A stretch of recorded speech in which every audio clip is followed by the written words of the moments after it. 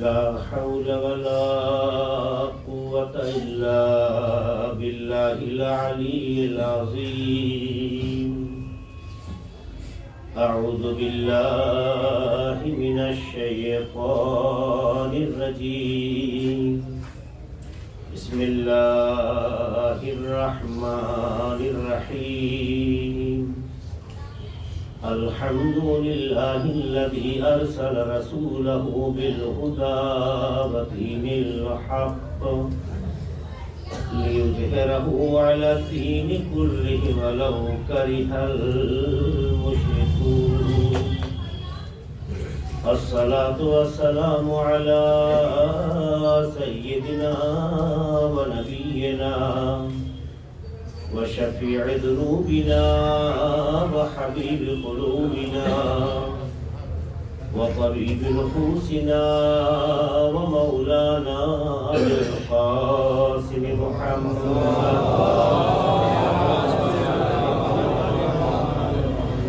وعلى أهل بيته الطيبين الطاهرين المعصومين المظلومين الذين أذهب الله عنهم الرجس وطهرهم تطهيرا.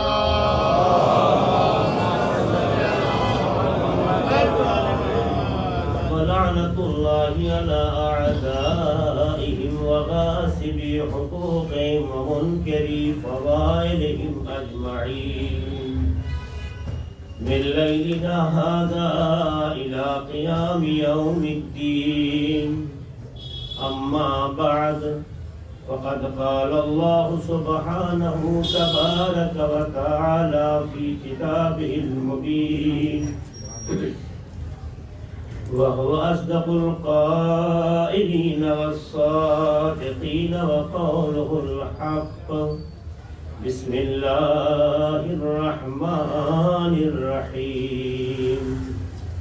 وذكر فإن الذكرى تنفع المؤمنين وما خلقت الجن والإنس إلا ليعبدون. صلى الله عليه وسلم.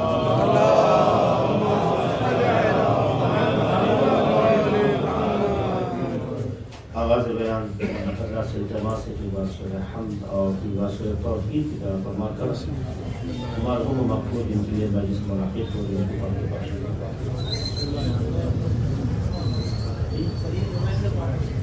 سلیم رضا ابن باقر حسین.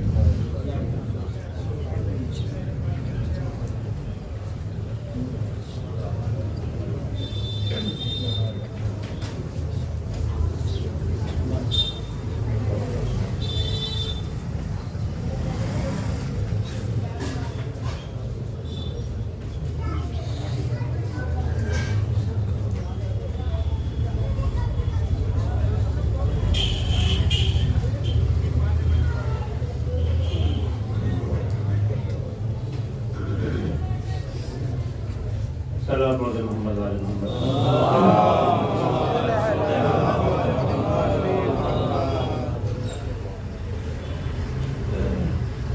پروردگار عالم نے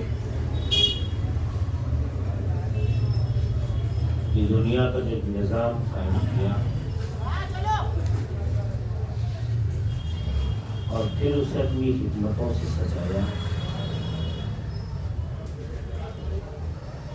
اور اس حکمت کو سمجھنے کے لیے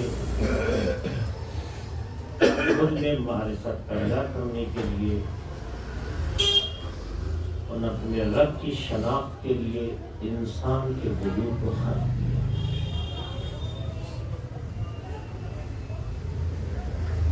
ہو سکتا ہے کہ دنیا میں بہت سے انسان اپنے بارے میں سوچتے ہوں ہم پیدا کیوں ہوئے. وہ اگر پیدا ہو ہی گئے ہیں تو ہمیں جیسے اچھا لگے ویسے ہی ہمیں زندگی گزارنی چاہیے. کسی کو کیا حق ہے بولنے کا؟ ہم جیسے چاہیں ویسے رہیں. ہمیں اللہ نے عقل دی ہے، شعور دیا ہے، فہم دیا ہے. اس لیے ہمیں اختیار ہے کہ ہم جس طرح سے چاہے رہیں اور جس طرح سے چاہے زندگی گزارے. یہ شعور جہاں ایک اعتبار سے قابل توجیہ ہے، وہ ایک دوسرے اعتبار سے انسان میں جسارت و جرأت پیدا کرتا ہے بے بندوباری کا.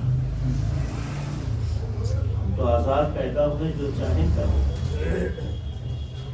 جہاں یہ جو چاہیں کرے کا تصور آزادی اور جو چاہیں کریں، یہ تصور جہاں انسان کے لیے ایک مثبت پہلو ہے، وہی ممکن ہے کہ انسان کو اتنا آزاد بنا دے جس میں جرأتیں اور جسارتیں جنم پائیں.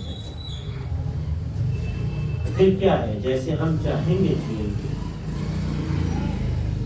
کسی کو حق نہیں ہے ہمارے بارے میں کچھ کہنے کا. تو قرآن مجید نے ایسے ذہن کو متوجہ کرنے کے لیے جملہ کہا، افحسبتم انما خلقناکم عبثا وانکم الینا لا ترجعون. کیا تم نے یہ گمان کر لیا ہے کہ تم نے بیکار پیدا کیا؟ اس سوچ کو پروردگار عالم، جو ہمارے عام جملے سنتے رہتے ہوں گے آپ، جو دشاہین ہو گئے تھے، جو اپنی جہت اور اپنے راہ کو بھول گئے تھے، ان ذہنوں کو متوجہ کرتے ہوئے کہنا چاہتا ہے کہ تم نے یہ گمان کیا کہ ہم نے تمہیں بیکار پیدا کیا. بیکار وہ پیدا کرتا ہے جس کا خالق بیکار ہو. جو چیز پیدا ہو رہی ہے وہ یقیناً اس اثر کے تابع ہوتی ہے جو اس کا خالق ہے. جو بھی چیز دنیا میں بنائی جا رہی ہے، انسان جس چیز کو بنا رہا ہے، جب چیز وجود میں آتی ہے تو بنانے والے کا معیار سمجھ میں آتا ہے. کتنا وہ بلند پایا ہے، کتنا وہ عظیم ہے، کتنا وہ باکمال ہے، کتنا وہ دقیق ہے، کتنا جو ہے وہ بہت ڈیپلی سوچنے والا ہے، کیا تھاٹس ہے، کیا تھنکنگ ہے. یہ تمام چیزیں پروڈکٹ کو دیکھنے کے بعد ذہنوں میں پیدا ہوتی ہیں. تو مخلوق کے ذریعے سے خالق کے کمال کا اندازہ ہوتا ہے. یہ ہوتا ہے دنیا میں. اور ہمیشہ آدمی چیزوں کو دیکھ کر، آپ دیکھیے حتی چھوٹی چھوٹی چیزوں کو جو ہم کھانے پینے کی بھی خریدتے ہیں، کسی نہ کسی نے تو بنایا ہے نا اس کو. اگر ہمارے ذوق اور ہمارے ٹیسٹ سے وہ مانوس ہوئی تو ہمیں بہت اچھی لگتی ہے، اور اگر نہیں ہوئی تو آپ جو اشارے ثواب کر سکتے ہیں ہم سے بہتر جانتے ہیں، ہے نا. تو چھوٹی چھوٹی چیزیں اگر ٹیسٹ اور ذوق ذائقہ ہمارا ساتھ دیتا گیا تو جو بھی اس کا خالق ہے، جو بھی اس کا بنانے والا ہے، اس کا ہماری نگاہوں میں ایک اعتبار پیدا ہوتا ہے، ایک رسپیکٹ پیدا ہوتی ہے. نگاہ قدرت میں انسان اشرف المخلوقات ہے، اور یہ اشرف المخلوقات بنا کیوں؟ اس لیے کہ اس کا خالق کمال اشرف کا نام ہے. یا اپنے لفظوں کی تنگستی کی وجہ سے کہوں انتہائی کمال، مگر یہ لفظ بھی پروردگار کی عظمتوں کو پہچانوانے کے لیے کافی نہیں ہے. یہ تو صرف اور صرف بات کو ذہنوں تک پہنچانے کے لیے ان کلمات کو سہارا بنایا جاتا ہے، ورنہ خدا کے کمال کی حد ہو تو لفظوں میں بیان کی جائے. جو لفظوں کی گرفت میں آ جائے اسے خدا نہیں کہتے. ایک سلوات پڑھ لیں محمد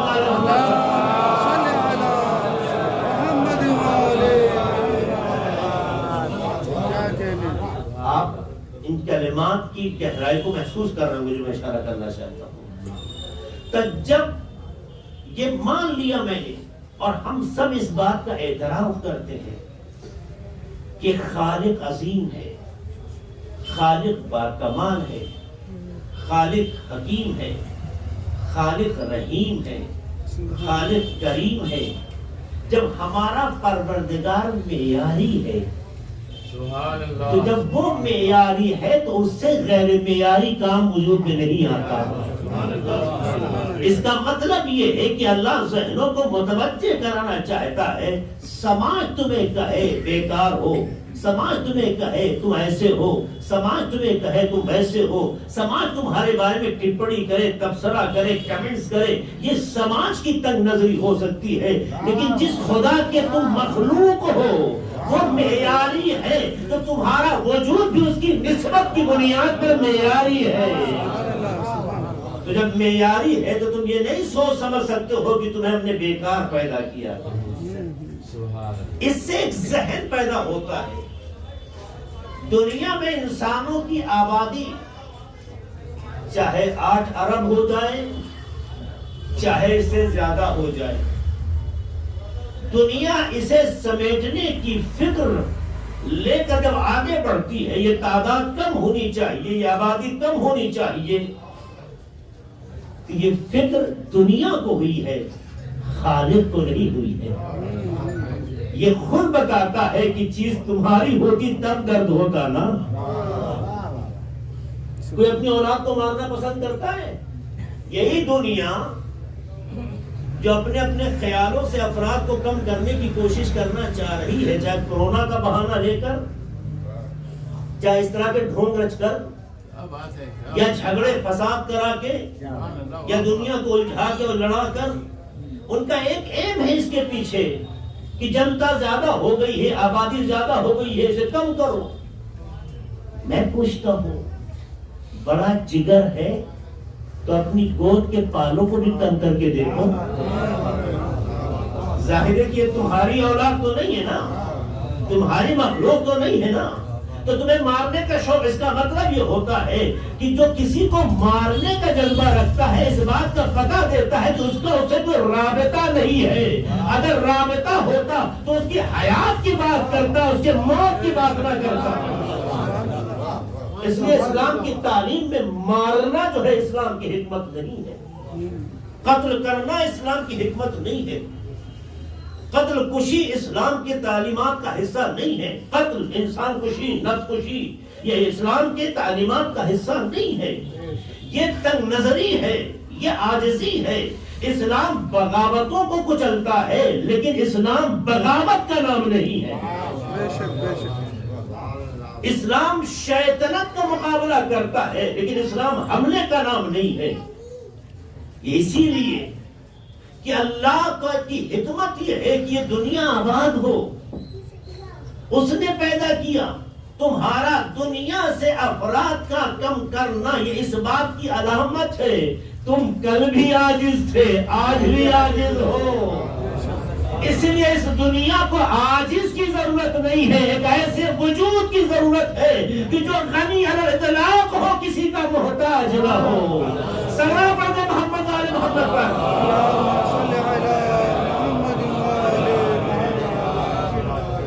تو اس ذہنوں کا میسج دیتا ہے، ہمارا ہر جوان سنے، ہر بچہ سنے، اس سوشل میڈیا کے ذریعے سے جہاں تک یہ بات جا رہی ہے وہ متوجہ ہو۔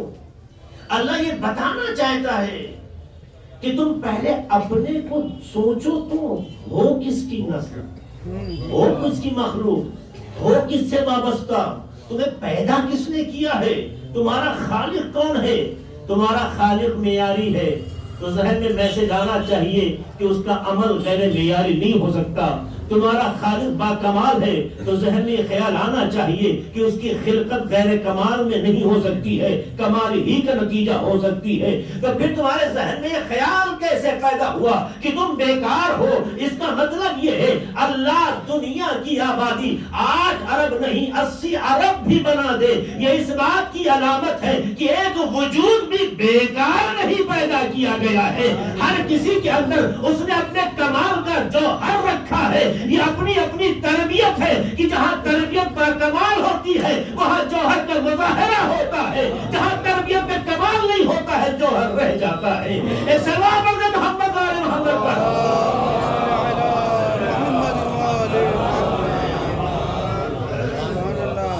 ہر وجود، ہر انسان مظہر خدا ہے، مخلوق خدا ہے۔ تو یہی پیغام ہے اللہ کا کہ انکم الینا لا ترجعون۔ پہلے تو کہا ابسا، اس کے بعد دوسرا جملہ کہا اچھا، تو عقل دے دیا تمہیں تو تم اتنے ڈھیٹ ہونے لگے کہ جو چاہو کر لو گے۔ اما جب تمہارا وجود ہی عاجزی ہے تو جو کچھ کرو گے عاجزی سے بڑھ کے نہیں ہوگا، اسے تم جو چاہو کر لو۔ اتنا یاد رہے، پلٹ کر ہمارے ہی طرف آنا ہے، پلٹ کر ہماری ہی طرف آنا ہے۔ وَأَنَّكُمْ إِلَيْنَا لَا تُرْجَعُونَ، یہ کیا مطلب ہے؟ ارے تم کیا سمجھتے ہو کہ تم پلٹ کے نہیں آؤ گے؟ اللہ بتانا چاہتا پہلی چیز تو یہ ہے کہ تمہاری خلقت بیکار نہیں ہوئی ہے۔ دنیا چاہے تمہیں سست کہے، دنیا چاہے تمہیں کاہل کہے، دنیا چاہے تمہیں بے فائدہ کہے، دنیا چاہے تمہیں لغو کہے، دنیا چاہے تمہیں کچھ بھی نام دے، لیکن میری نگاہ میں تم پیدا کیے گئے ہو تو بیکار نہیں پیدا کیے گئے ہو۔ ایک مقصد ہے تمہیں پیدا کرنے کا، اور یہ بھی یاد رکھنا تم اپنے کو اتنا ترم خان نہ سمجھ لینا کہ جو چاہو قدرت کا مظاہرہ کر کے لوگوں کو تنگستی یا سختیوں کی طرف لے جاؤ۔ یاد رکھنا ہم ساری ایکڑی تمہاری رکھے دیں گے، اسی دنیا میں توڑ دیں گے اور دکھائیں گے کہ کل جسے تم گھور کے دیکھتے تھے ایک وقت آگا آنکھیں ہوں گی، دیکھنے کی صلاحیت ختم ہو جائے گی، اور تمہیں اسی دنیا سے اٹھا لیں گے اور بتائیں گے کہ تمہیں واپس ادھر ہی آنا ہے۔ تو جب واپس ادھر ہی آنا ہے تو کوشش کرو، ایسا کرو کہ جس ارادے کے ساتھ پیدا کیے گئے ہو اس کے خلاف نہ چلو۔ تو دوسرا سوال یہ ہوتا ہے کہ پھر کس لیے پیدا کیا گیا ہے؟ انسان کو اللہ کہتا ابس نہیں پیدا کیا تو کس لیے پیدا کیا؟ وَمَا خَلَقْتُ الْجِنَّ وَالْإِنسَ إِلَّا لِيَعْبُدُونَ۔ اللہ واضح لفظوں میں کہتا ہے کہ ہم نے انسان اور جنات کو نہیں پیدا کیا، انسانوں اور جناتوں کو نہیں پیدا کیا۔ کس لیے پیدا کیا؟ مگر یہ کہ میری عبادت کریں، میری عبادت کریں۔ اس کا مطلب یہ ہے جو عبادت کرتا ہے، جو عبادت کرتا ہے ابس کے عنوان سے محفوظ رہتا ہے۔ ابس ہے بیکار، یعنی جو عبادت کرتا ہے وہ بیکار نہیں کہلاتا، اور جو عبادت نہیں کرتا کچھ بھی کرے وہ بیکار ہے۔ آپ آیتوں کے نظام کو نہیں دیکھ رہے جو میں اشارہ کرنا چاہتا ہوں۔ اللہ کہنا چاہتا ہے کہ جو عبادت کرے وہ بیکار نہیں، اور جو عبادت نہ کرے کچھ بھی کر لے نگاہ قدرت میں بیکار ہے۔ تو اپنے کو اگر کارآمد بنانا ہے تو ایک تصور دیا گیا ہے، کچھ بھی کرو، کوشش کرو کہ قالب عبادت میں ہو تو تمہارا مسکرانا بھی عبادت ہو جائے گا، تمہارا بولنا بھی عبادت ہو جائے گا، تمہارا سانس لینا بھی عبادت ہو جائے گا۔ کوشش کرو ایسی زندگی کو ڈیولپ کرو کہ جس میں اللہ کی مرضی نمایاں نظر آئے، بولے تو ایسا لگے یہ تم نہیں خالق ہے جو بندے کی زبان سے بول رہا ہے۔ سلام علیہ محمد وعلی محمد محمد۔ تو اللہ نے ہم سے جو مطالبہ کیا وہ عبادت کا، دیکھو بیکار نہیں ہو، تمہیں عبادت کے لیے پیدا کیا۔ تو کیا عبادت کسے کہتے ہیں؟ صرف نماز کو؟ تو بھائی نماز کتنی رکعت ہے روزانہ؟ واجب والی آپ کو یاد ہے؟ سب ملا کے 51 رکعت ہے، چاہے نماز شب ہو چاہے وہ نافلہ، جو لوگ بہت سے نفل بولتے ہیں، ہمارے لفظ نفل نہیں ہے، نافلہ ہے لفظ۔ یہ نفل عرفی لفظ ہے، سماج بولا گیا لفظ ہے۔ ہمارے یہاں 34 رکعت نافلہ ہے، 17 رکعت واجب ہے، آپ غور کر رہے ہیں؟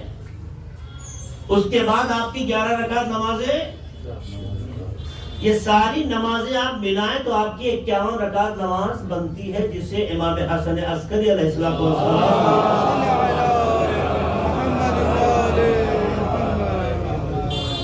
ایک مومن کی علامت بتایا ہے۔ 11 امام نے مومن کی جو 5 علامتیں بتائی ہیں، ان میں سے ایک علامت 51 رکعت نماز پڑھنا۔ 17 رکعت پہ نہیں اشارہ کیا امام نے۔ اس کا مطلب ہے 17 رکعت پڑھو گے تو مسلمان ہو، مومن نہیں ہو۔ اگر 51 تک پہنچ گئے تو سمجھنا ایمان پیدا ہو گیا۔ تو اگر مومن ہونے کا یہ امتیاز ہے تو جو امیر المومنین ہو، اب نہ سمجھنا کہ وہ 1000 رکعت کیسے پڑھ لیتے تھے، تمہیں 51 رکعت کا حکم دیا گیا تاکہ مومن بن سکو۔ تو ظاہر ہے مومن بننے کے لیے سر جھکانا ہے، تو جو امیر المومنین ہے اس کے منزل کیا ہوگی؟ یہی وجہ ہے کہ اللہ کے سامنے جو معرفت کے ساتھ سر جھکاتا ہے، دنیا اس کے سامنے جھکتی ہے، وہ کسی کے سامنے نہیں جھکتا ہے۔ لیکن جو خدا کے سامنے معرفت کے ساتھ نہیں جھکتا ہے، وہ ہر دروازے پہ جھکتا نظر آتا ہے۔ یہ اس بات کی علامت ہے کہ جو غلام جس کا ہوگا وہی جھکتا نظر آئے گا۔ سلام علیہ محمد والے محمد پر۔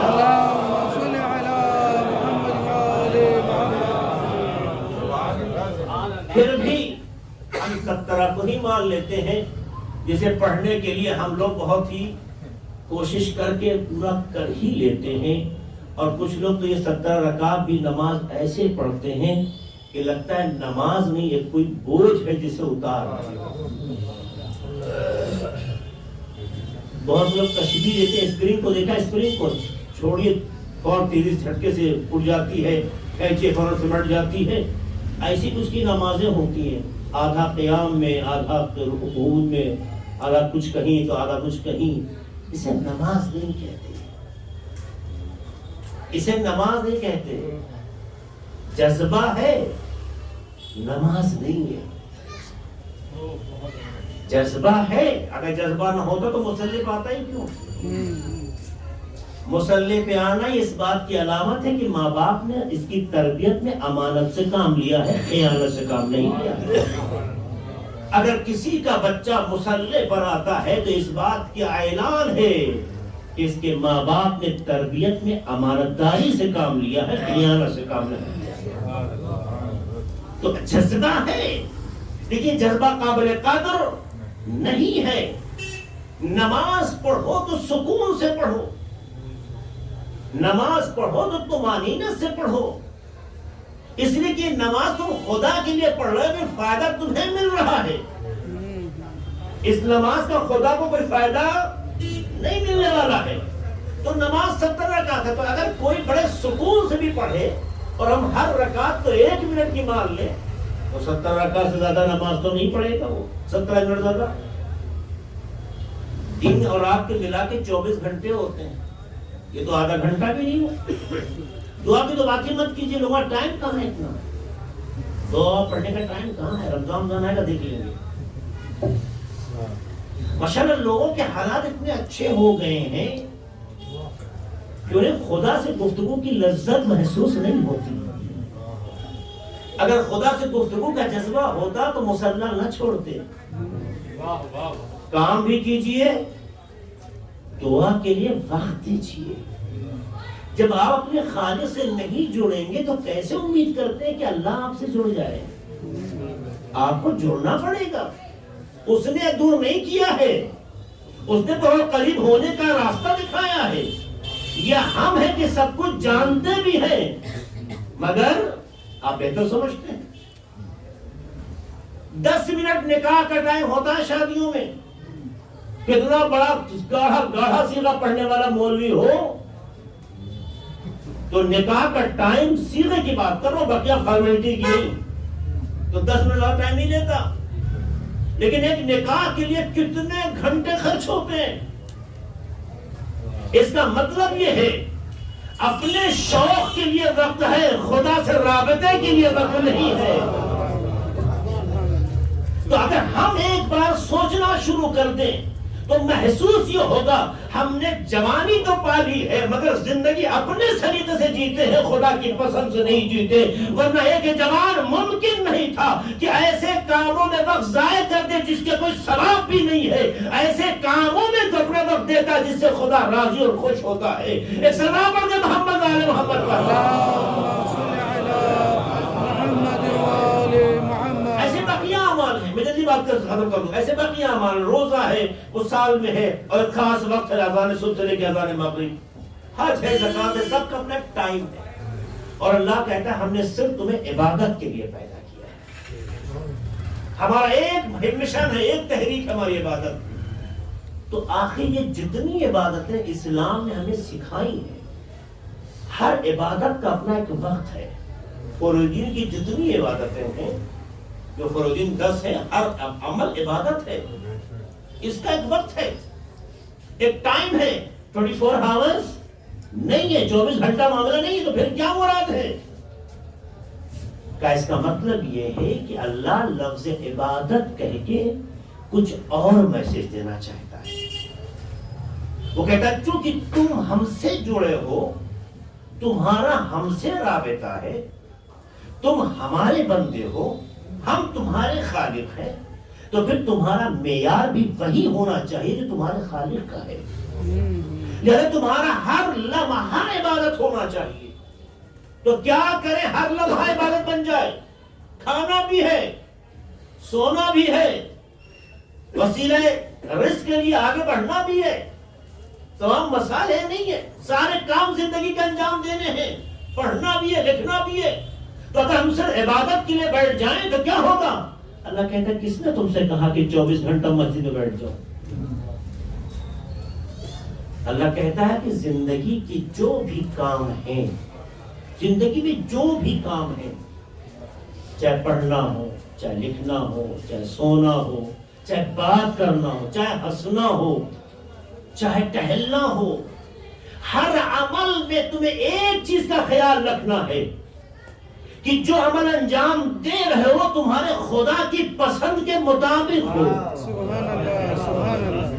اگر تمہارا عمل خدا کی پسند کے مطابق ہوا تو تمہارا بولنا بھی عبادت ہے، تمہارا ہنسنا بھی عبادت ہے، تمہارا دیکھنا بھی عبادت ہے، تمہارا سننا بھی عبادت ہے، تمہارا پڑھنا بھی عبادت ہے، تمہارا سروس کرنا بھی عبادت ہے، بچوں کے رزق فراہم کرنا بھی عبادت ہے. تو اللہ نے عبادت کو صرف 10 چیز جو فروع دین میں سکھائے جا رہے ہیں اس میں محدود نہیں کیا ہے، بلکہ بتانا چاہا ہے کہ تمہاری زندگی کا ہر لمحہ عبادت ہونا چاہیے. تو اس کا معیار یہ ہے کہ جو کچھ بھی کرو اس میں اپنے پروردگار کو مد نظر رکھتے ہوئے کہ اس کی پسند کے خلاف نہیں ہونا چاہیے. اگر پسند کے خلاف نہیں ہے تو تمہارا ہر عمل عبادت بن جائے گا. تو جب ہر عمل عبادت بن جائے گا تو اگر انسان جگنے میں عبادت کرتا ہے تو سونے میں بھی عبادت کر سکتا ہے. اب یہ اپنا اپنا مقدر ہے، دنیا سمجھی نہیں. مگر شب ہجرت سے پوچھو، علی ایک رات سوئے،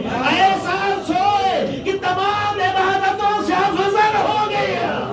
اس کا مطلب یہ ہے کہ اگر زندگی انسان کی خدا کی مرضی کے مطابق ہو تو جس کی نیند کا اتنا اثر ہو اس کی بیداری کس میں معیار کی ہو. سلام علیہ محمد و محمد پر.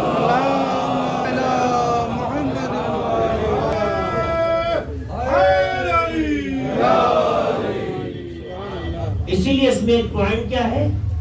تلاش رزق. بچوں کے لیے کھانے پینے کے اسباب کا فراہم کرنا عبادت ہے. جب کھانے پینے کے رزق کو فراہم کرنا، آذوقے کی تلاش کرنا، محنت و مشقت کرنا عبادت ہے، تو اس کا مطلب یہ ہے کہ اس راستے میں بھی غیر خدا کے راستے یا خدا کی پسند کے خلاف کے راستے کو ہم چن نہیں سکتے. رزق لانا ہے مگر ایسے راستے سے لاؤ جو عبادت کہلائے. یہیں سے پیغام جاتا ہے. جوانوں سنیے گا، ہر انکم کو عبادت نہیں کہتے، ہر آمدنی کو عبادت نہیں کہتے، ہر پیسے کا تصور عبادت آبادی نہیں ہے. اس کے لیے معیار یہ ہے کہ جن راستوں سے حاصل کر رہے ہو اگر وہ راستہ خدا کی پسند کا ہے تو جو کچھ حاصل کیا عبادت ہے. اگر اس کی پسند کے خلاف ہے تو جو کچھ حاصل کیا یہ خیانت ہے. خیانت سے نسلیں خراب ہوتی ہیں، آباد نہیں ہوتی. سبحان اللہ. یاد رکھیے گا یہ جو لوگ ایک دوسرے کو قرضہ دیتے ہیں، ہمارے سماج میں بہت بڑی بیماری آ گئی ہے. آج کل لوگ ایک دوسرے کو جو قرضہ دیتے ہیں اس میں 2-3% کی باتیں شروع کر دی ہیں کہ صاحب ہم آپ کو 1 لاکھ دیں گے، 2% لیں گے. حرام ہے یہ حرام ہے، جائز نہیں ہے. یہ 2% بڑا مہنگا ہونے والا ہے. یہ ان کے لیے ہے کہ جو آپ کا پیسہ لے کے بزنس کرتے ہو، تجارت کرتے ہو، وہاں پہ پرسنٹیج کی بات ہوتی ہے. لیکن جو اپنی کسی مشکل کے لیے، اپنی کسی ضرورت کے لیے ایک دوسرے سے پیسہ لے رہا ہے اور اس میں سب دنیا لے رہی ہے، مشکل یہی ہے آپ کا معیار دنیا ہے یا خدا ہے. یہ طے کرنا ہوگا آپ کا معیار کیا ہے، دنیا یا خدا. اگر دنیا معیار ہے تو یہ خیانت ہو رہی ہے، یہ حرام کاری ہو رہی ہے، اس سے نسلیں خراب ہو رہی ہے. تمہیں خبر ہی نہیں. اب یہ مت کہنا کہ تمہارا بچہ احترام کیوں نہیں کرتا، تمہارا بچہ مذہب کی طرف رغبت کیوں نہیں رکھتا، تمہارا بچہ دیندار کیوں نہیں ہوتا، تمہارا بچہ خاندانوں کیوں نہیں پہچانتا.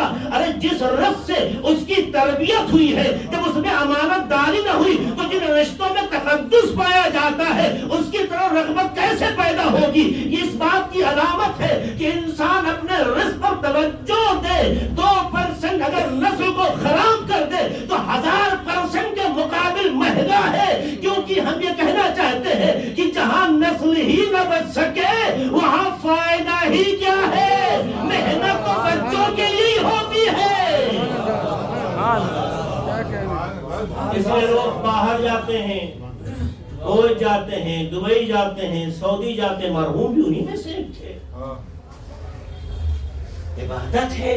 آپ دنیا اللہ نے بنائی ہے، جہاں بھی حلال رزق ملے آپ چاہیے.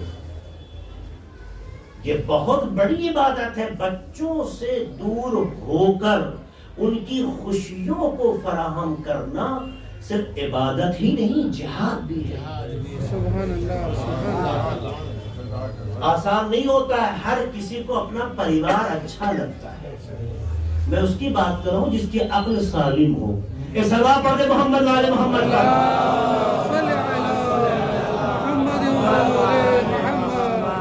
جسے اپنا پریوار اچھا نہیں لگتا ہے وہ ذہنی مریض ہے.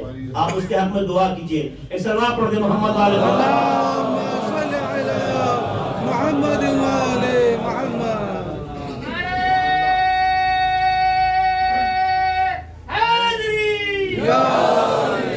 جو جائز اور حلال رزق کے لیے دنیا کو چھانتا ہے، دنیا کے خواب کو چھانتا ہے، دنیا کے مختلف خطوں میں جاتا ہے، رات کو سو جاتا ہے، پتہ نہیں کیا کھایا کیا نہیں کھایا، مگر ہمیشہ یہ سوچتا ہے کہ میرے بچے بھوکے نہ رہیں. ہمیشہ یہ فکر کرتا ہے کہ میرے بچوں پہ کوئی برا وقت نہ آئے. سختیوں کا مقابلہ کرتا ہے تاکہ اس کے پیچھے جو قافلہ ہے وہ مصیبت زدہ نہ ہو سکے. اس کا مطلب یہ ہے یہ سیلفش نہیں ہے، یہ خود غرض نہیں ہے، یہ وہ ہمدرد ہے، یہ وہ دلسوز ہے کہ اپنی خوشی پر اپنے پریوار کی خوشی کو مقدم کر رہا ہے. تو قدرت نے آواز دی کہ تم نے اللہ کے ارادے سے سفر کیا ہے، اللہ کی پسند کے راستوں سے رزق حاصل کر رہے ہو، تو یہ عبادت تو ہے، لیکن جو اپنے اوپر ایک پورے کنبے یا پریوار کو ترجیح دے رہے ہو یہ جہاد بھی ہے. لہذا جب انسان کا یہ عمل جہاد میں تبدیل ہو جاتا ہے اور اس راستے میں انسان کو موت آ جائے تو اسلام کی تعلیم کہتی ہے اسے عام مردہ نہ کہنا، اسے شہادت کی نگاہ سے دیکھنا. سلام علیہ محمد والے محمد پر.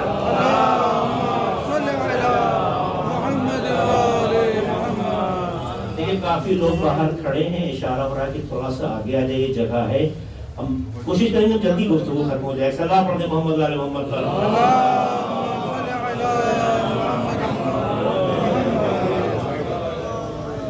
تو ایک بات کنفرم ہو گئی, آپ جب اس نگاہ سے آگے جاتے ہیں اور اس طرح سے زحمتیں اٹھاتے ہیں تو اللہ آپ کی عظمتوں میں اضافہ کرتا ہے, آپ کے درجات میں اضافہ کرتا ہے, آپ کے لیے دلوں میں جگہ بناتا ہے. بھائی جن کے لیے آپ وسیلے رزق ہیں وہ آپ کی صحت و سلامتی کے لیے دعا کرتے ہیں. آج کی دنیا میں مکاری کے کلمات تو بہت ملیں گے, دل کی دعائیں ہر کسی کو نصیب نہیں ہوتی. اس کے لیے خدمت کرنی ہوتی ہے, اس کے لیے اخلاص ہوتا ہے, اس کے لیے جذبہ ہوتا ہے. تو جب آپ یہ کام کرتے جائیں گے تو خدا تو ہے جو سرپرستی کر رہا ہے, بندگان خدا بھی آپ کی صحت و سلامتی کے لیے بھیک مانگتے ہیں. خدا کو ایسا بندہ بہت پسند ہے جو جیے خدا کی مرضی سے اور بندگان خدا اس کی سلامتی کے لیے دعائیں مانگ رہے ہوں. یہ نعمت ہے جو انسان کو اس دنیا میں حاصل ہو رہی ہے. تو ایسا انسان یہ جو صعوبتیں اٹھاتا ہے, یہ جو مشکلات کا سامنا کرتا ہے, نہیں پتا کل ہم پریوار کو دیکھ سکیں گے نہیں دیکھ سکیں گے, مگر اپنی پوری کوشش, اپنا پورا سپورٹ اپنے بیوی بچوں کے لیے رکھتا ہے اور اس کے لیے کوشش کرتا ہے. یہ عبادت بھی کر رہا ہے اور جہاد بھی کر رہا ہے. جہاد کا مطلب تلوار اٹھا کے میدان میں اترنا نہیں ہے, صرف وہ ایک خاص شرائط کے ساتھ ہے. جہاد یہ ہے کہ زندگی کے مسائل اور ضرورتوں کے لیے اپنے نفس پرستی کو پیچھے چھوڑنا اور خدمت خلق کے لیے آگے بڑھنا, یہ سب سے بڑا جہاد ہے. اور جو ایسا کرتا ہے اللہ عزت میں اضافہ کرتا ہے. اس لیے دیکھیے ہمارے اور آپ کے مولا امیر المومنین علی بن ابی طالب علیہ السلام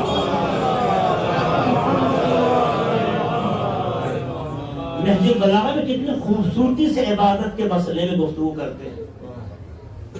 کہیں پہ اشارہ ہوتا ہے ان العباد یا عبادت ثلاثہ, یعنی عبادت کرنے والوں یا عبادت تین طرح کی ہے. عبادت کرنے والے تین طرح کے ہوتے ہیں یا عبادت تین طرح کی ہے. ان العباد اب العبادہ, یعنی آپ عبادت کرنے والے یا عبادت کانا ثلاثہ. نسخے میں کیا ہے جہاں سے میں سنا رہا ہوں آپ کو, مولا علی کے سے منسوب جملہ ہے, ان قوما عبدوا اللہ رغبتا. ایک گروہ ایسا ہے جو اللہ کی عبادت کرتا ہے کچھ حاصل کرنے کے لیے, کچھ پانے کے لیے, حاصل کرنے کے لیے, رغبت کی غرض سے, پانے کے لیے. فَتِلْكَ عِبَادَةُ التُّجَّارِ, مشہور جملہ ہے. یہ عبادت کن لوگوں کی ہے؟ تاجروں. یہ بزنس مین کی عبادت ہے. تاجر کسے کہتے ہیں؟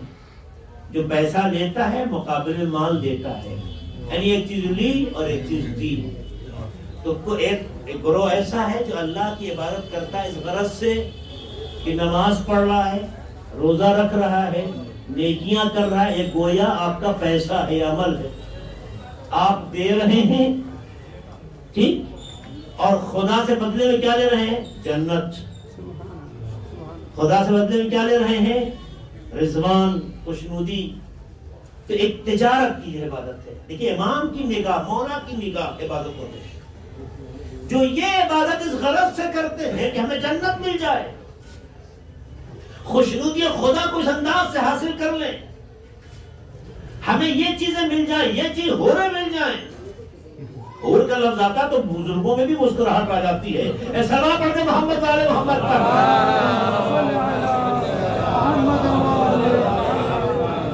آپ محسوس کیجئے, وَإِنَّ قَوْمًا عَبَدُوا اللَّهَ رَهْبَةً. ایک گروہ ایسا ہے جو اللہ کی عبادت کرتا ہے خوف کی بنیاد. ایک گروہ ہے کہ جو اللہ کی عبادت خوف, ڈر کی بنیاد پر. فَتِلْكَ عِبَادَةُ الْعَبِيدِ, یہ وہ کی عبادت ہے جو غلاموں کی عبادت ہے. نگاہ امام میں خوف اور ڈر کی بنیاد پر عبادت آزاد عبادت نہیں ہے، غلامی کی عبادت ہے۔ کس بات سے ڈرتے ہیں وہ؟ اس لیے عبادت کرتے ہیں تاکہ جہنم نہ ڈال دیے جائیں، اس لیے عبادت کرتے ہیں تاکہ سزائیں نہ ملے، اس لیے عبادت کرتے ہیں تاکہ ہمارے ساتھ یہ بیہیویئر نہ ہو، ہمارے ساتھ یہ رد عمل سامنے نہ آئے۔ تو ایک گروہ ایسا ہے کہ جو اللہ کی عبادت کرتا ہے ڈر کی وجہ سے۔ فَتِلْكَ عِبَادَةُ الْعَبِيدِ، یہ غلاموں کی عبادت۔ وَإِنَّ قَوْمًا عَبَدُوا اللَّهَ شُكْرًا، ایک گروہ وہ ہے جو اللہ کی عبادت شکر بجا لانے کے لیے کرتا ہے۔ فَتِلْكَ عِبَادَةُ الْأَحْرَارِ، تو یہ آزاد لوگوں کی عبادت ہے۔ امام بتانا چاہتے ہیں جب اللہ نے تمہیں آزاد پیدا کیا ہے، بیکار نہیں پیدا کیا، آزاد، ان دونوں لفظوں کی نزاکت کو سمجھنا ہے، آزاد بھی ہے بیکار نہیں ہے۔ اس کا مطلب یہ ہے وہ آزادی نہیں ہے جس کا نتیجہ بیکاری ہو۔ سلام پڑھ کے محمد آل محمد پر۔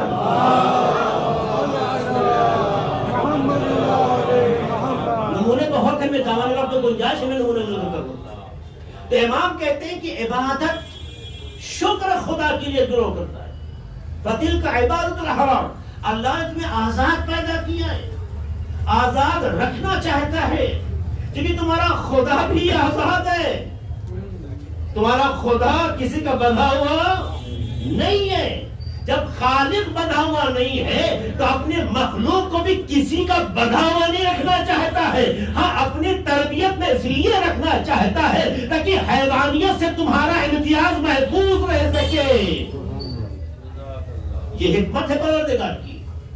تو کہتے ہیں آزاد جب پیدا کیا ہے تو تمہاری عبادتوں میں بھی اللہ کے لیے عبادت کا جب جذبہ ہو تو رغبت کی بنیاد پہ نہیں، رغبت کی بنیاد پہ نہیں، یعنی چاہت پانے کی غرض سے نہیں، ڈر اور خوف کی بنیاد پہ نہیں، شکر کی بنیاد پر ہو۔ خدا میں عبادت کر رہا ہوں شکر کی بنیاد پر۔ آنکھیں دیں، دیکھنے کی طاقت دی، کان دیا، سننے کی طاقت دی، زبان دی، بولنے کی طاقت دی، اعضاء دیے، حرکت کی طاقت دی، یہ ساری نعمتیں خدا ہی کی تو عطا کرتا ہے نا۔ اگر ایک نعمت کو سلب کر لے تو دنیا کی دارائی تو ختم ہو سکتی ہے مگر پہلی حالت پر واپس نہیں آ سکتے۔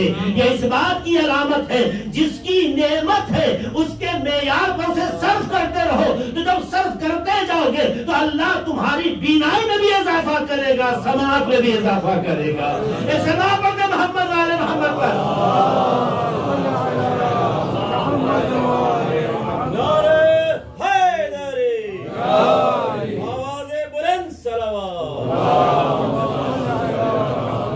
اللہ کی عبادت رغبت یعنی چاہت کچھ پانے کی غرض سے نہیں ہونا چاہیے، اللہ کی عبادت خوف کی بنیاد پر نہیں ہونا چاہیے، ڈر کی بنیاد پر کہ چونکہ جہنم سے بچ جائیں، عذاب سے بچ جائیں، ورنہ عذاب ہوگا، جہنم میں جگہ ملے گی، ہم تو پیٹے جائیں گے۔ اللہ چاہتا ہے اللہ کی معرفت پیدا کرو، جس کے لیے امام کا جملہ ہے جو علامہ مجلسی بحار الانوار میں لکھتے ہیں۔ امام کہتے ہیں امامی کا جملہ ہے پہلے امام کا، ما عبدتک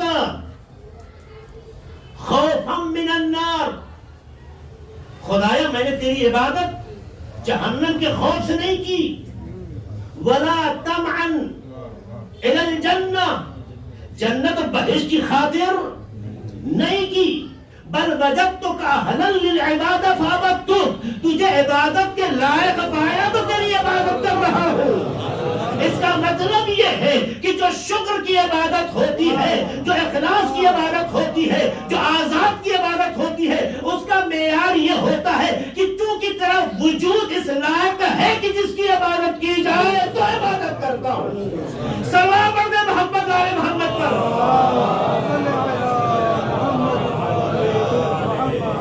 اس کا یہ مطلب نہیں ہے کہ جنت کو پانے کی غرض سے عبادت کرنا غلط ہے، یہ مطلب نہیں ہے، اس کا یہ مطلب نہیں ہے کہ جہنم کے خوف سے بچنے کے لیے عبادت کرنا غلط ہے۔ مراد یہ ہے کہ اس کا مطلب یہ ہے تم اللہ سے معاملہ کر کے عبادت کر رہے ہو، جبکہ ہونا یہ چاہیے تھا تم بندے اس کے ہو، تم اس کی مخلوق ہو، اس کے معیار پر تمہاری عبادت ہونی چاہیے۔ وہ جنت میں رکھے یا جہنم میں رکھے یہ اس کا انتخاب ہے، لیکن تمہاری پسند یہ ہونا چاہیے جہاں بھی رکھے خالق و مخلوق کا رشتہ نہ ٹوٹے۔ اگر اس منزل پر عبادت ہے تو کامیاب ہے، اگر اس منزل پہ عبادت نہیں ہے تو آپ کچھ بھی کرتے جائیے۔ تو یاد رکھیے گا جب ہم جنت کو پانے کے لیے عبادت کرتے ہیں تو ایک تاجر بن جاتے ہیں، جہنم کے خوف سے عبادت کرتے ہیں تو ایک غلام بن جاتے ہیں، لیکن اللہ ہمارے امتیاز میں اس سے بڑھتا مجھے نہیں ادا کرتا ہے۔ لیکن جب اللہ کو عبادت کے لائق سمجھ کے عبادت کرتے ہیں تو منزل آتی ہے، اللہ کہتا ہے جنت ہماری، اختیار تمہارا ہوگا، قدرت ہماری، فیصلہ تمہارا ہوگا۔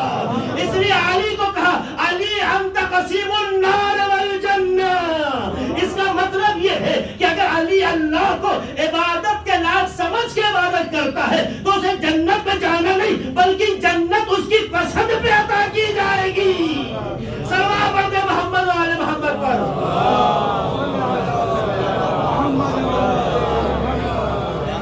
اس لیے ضرورت کا تقاضا ہے کہ اپنی عبادتوں کے معیار کو بلند کریں، اپنی عبادت میں اخلاص پیدا کریں، خدا کو غرض کی بنیاد پر نہیں، اس لیے کہ ہمارا خالق ہے اور ہم اس کے مخلوق ہیں، یہ کافی ہے کہ اس کی عبادت کی جائے۔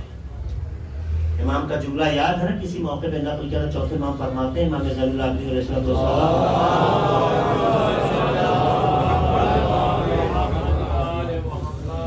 خدایا، جملہ ہے میں اپنے لفظوں میں کہہ رہا ہوں، معصوم کا جملہ ہے، خدایا مجھے جنت میں رکھ یا جہنم میں، یہ تیری مرضی ہے، یہ تیری خوشی، پر ایک عبد ناتواں کی خواہش یہ ہے کہ اب تو معبود کا رشتہ نہ ٹوٹے۔ جملے کی نزاکت کو دیکھیے آپ، امپورٹنٹ یہ نہیں ہے کہ ہم کہاں ہیں، امپورٹنٹ یہ ہے کہ خالق سے مخلوق کا رابطہ نہ ٹوٹے۔ یہ بہت قیمتی چیز ہے، اس کی حفاظت کیجیے، اور جو حفاظت کرتا ہے اس کے وجود کی ہر سانس عبادت ہو جاتی ہے، اس کا وجود عبادی ہو جاتا ہے۔ پھر جب اس سر سجدے میں رکھتا ہے نا تو کائنات فرد مسرت سے مسکراتی ہے۔ جب وجود ایسا ہو، جب وہ کہتا ہے بسم اللہ نا تو کائنات کا ہر ذرہ بسم اللہ کہنے لگتا ہے۔ یہ اس کی زبان کی تاثیر یہ ہوتی ہے۔ اسی لیے حجت الہی نماز پڑھتا ہے یا حجت الہی نماز پڑھتی ہے تو کائنات کا ہر ذرہ اس کے نماز میں اقتدا کرتا ہوتا ہے۔ جب عبادت کا معیار پڑھتا ہے تو ایسے ہی ہوتا ہے۔ تو سوچے جب حجت الہی کی عبادت اس معیار کی ہے تو حسین کا سجدہ کربلا میں کتنا معیار ہے۔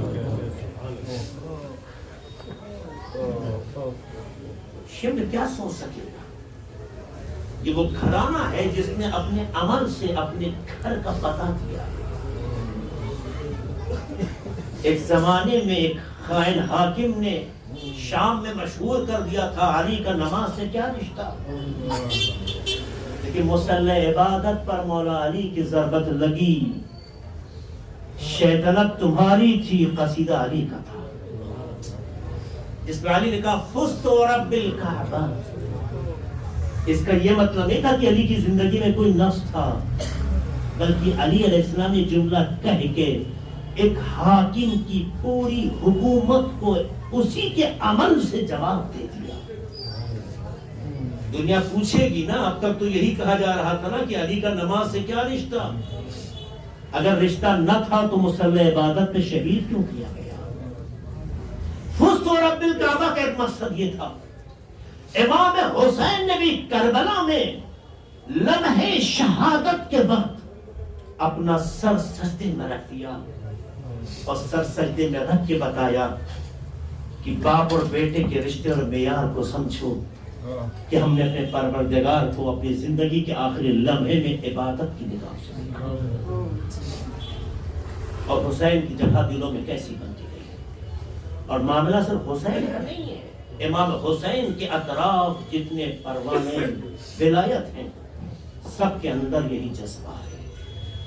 یہی وجہ ہے جب جذبہ خالصانہ ہو جائے نا تو بڑا درد پیدا ہو جاتا ہے۔ ایسا نہیں ہے کہ امام حسین کو جناب جون کی شہادت کا درد نہیں ہوا، بہت روئے ہیں۔ جناب مسلم نے اوسدہ کی شہادت پہ بہت روئے ہیں، جناب غور کی شہادت پہ جہاں مبارکباد دی ہے وہاں روئے بھی ہیں، کیونکہ جب انسان کسی سے وابستہ ہو جائے تو اس کی موت اور اس کا فاصلہ، اس کا گزرنا درد محسوس ہوتا ہے۔ عزادارو، اگر چند لمحوں کی ملاقاتوں میں امام کے دل میں اتنی جگہ ہو سکتی ہے تو جو برابر کا بھائی عباس ہو،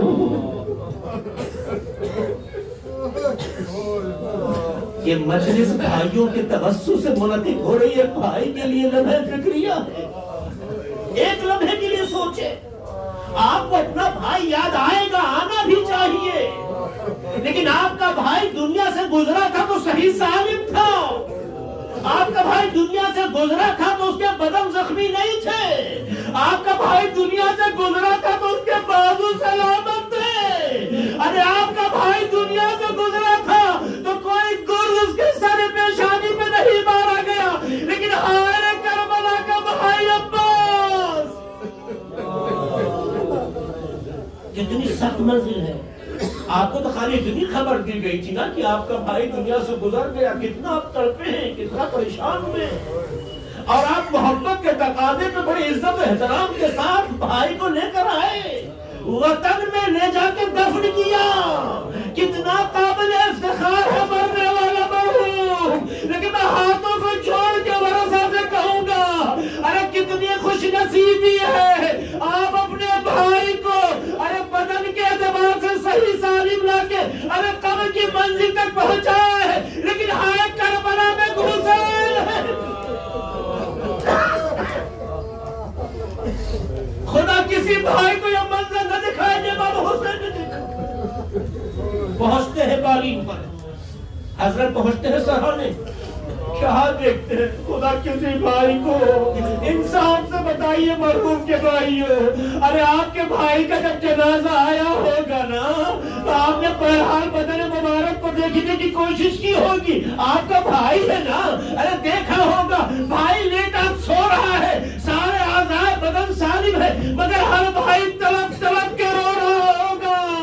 ارے عزادارو، ارے حسین کا بھائی عباس، ارے جب سامنے پہنچتے ہیں کیا دیکھتے ہیں عباس؟ آقا ایک خواہش ہے، بولے بھئی عباس، شاگرد کھٹے ہوئے، پیشانی پہ گرد لگا ہوا ہے، خون بدن سے باقاعدہ نکل رہا ہے، بہ رہا ہے۔ امام کہتے ہیں کیا خواہش ہے عباس؟ بولو نا میرے بھائی، جلدی بولو۔ آقا جب میں پیدا ہوا تھا تو مجھے بتایا گیا ہے سب سے پہلے آپ کی زیارت کرائی گئی، اس لیے میں چاہتا ہوں جب دنیا سے گزروں تو آپ کو دیکھتا ہوا جاؤں۔ آقا کہتے بھیا دیکھو میں تمہارے سامنے کھڑا ہوں۔ جناب عباس کہتے ہیں آقا ایک آنکھ میں تیر ہے، ایک آنکھ میں خون، آپ کی کیسے زیارت کروں؟ نہیں پتا کہ جذبے سے آپ حسین آگے بڑھے، ابا کے دامن سے اپنے بھائی کی آنکھ کا خون صاف کیا، بھائی نے بھائی کو دیکھا، روح جنت کو پرواز کر گئی، ایک وصیت کرتے کرتے آقا ارے میرے جنازے کو خیمے میں لانے چلے، میرے جنازے کو خیمے میں نہ لے جائیے گا۔ ارے آقا نے یہ وصیت کیوں کی؟ ارے یہ راز جب کھلا، امام حسین جب خیمے کے قریب آنے لگے،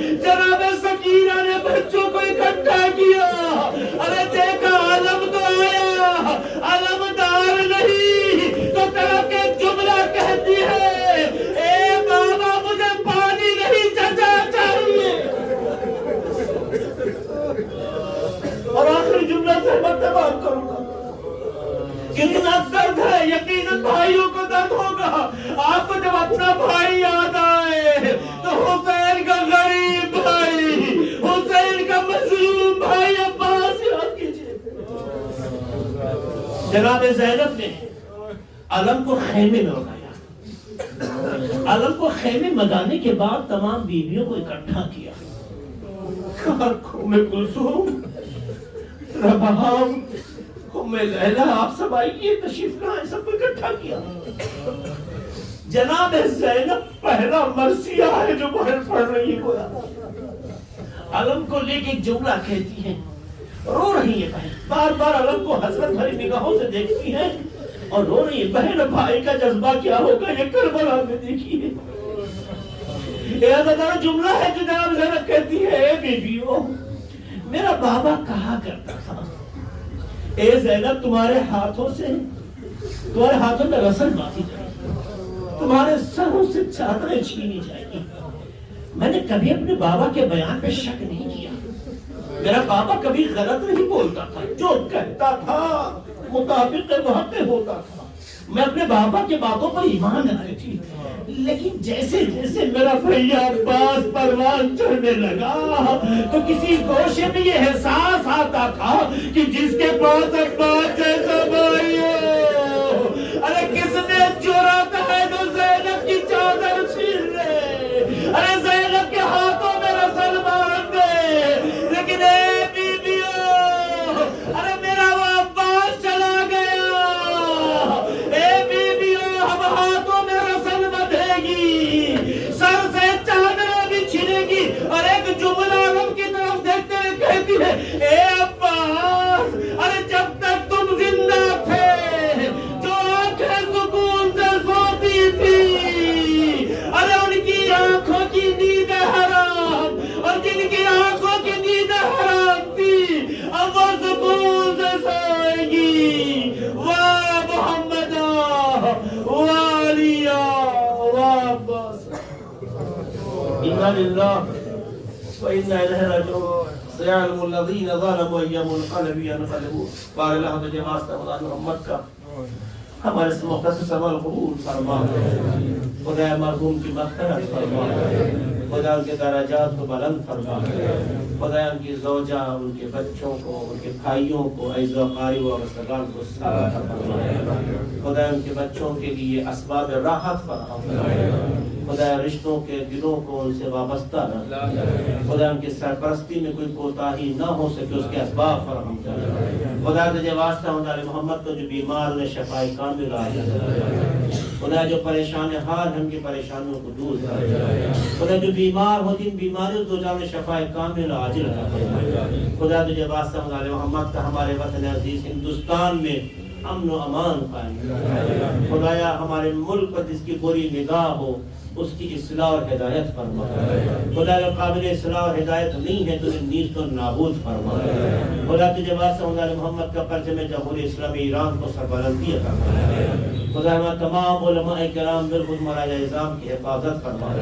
خدا امام زمانہ کے ظہور میں تعظیم فرما. ہم سب کو ان کے آباد و انصار میں شمار فرما. آپ حضرات سے التماس کا سورہ اور تین بار سورہ توحید فرما کر مرحوم سلیم رضا ابن باقر حسین کو